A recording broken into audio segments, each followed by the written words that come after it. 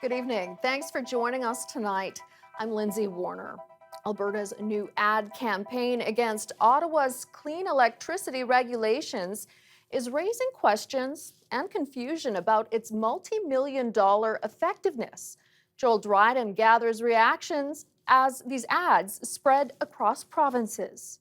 Alberta's government has launched a public awareness campaign across the country to inform Canadians. Tomorrow is the National Day for Truth and Reconciliation, but today it was marked by many people, communities, and organizations, including Edmonton Public Schools.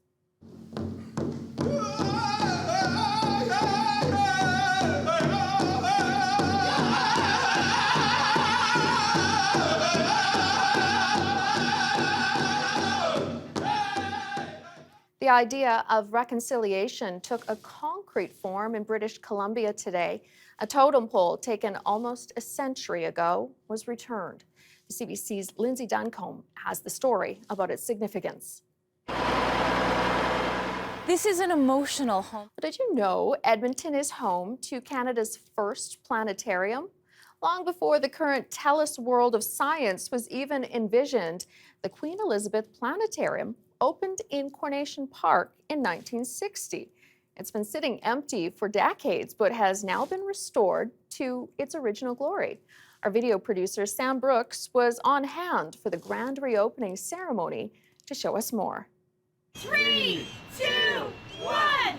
So are you feeling a little outdated with words like rad and gnarly? If you still use those. Don't worry, I get it. But let's dive into something truly cool.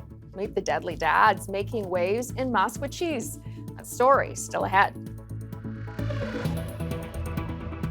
Schools across the country have spent the day participating in events to mark Truth and Reconciliation Day, as we showed you.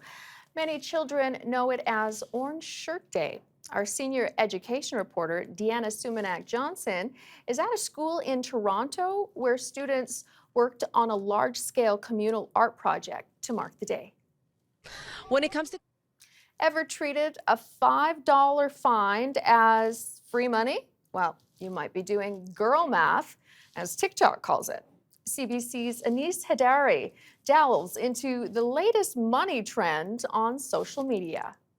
If you could double the amount of money you spend on yourself. That's awesome, Kathy. We'll all be rooting for you. Well, that's our show. Thank you so much for joining us. We're going to leave you now with a new garden on the legislature grounds that holds this stone sculpture, a monument to honor the victims and survivors of residential schools. Thanks for being with us.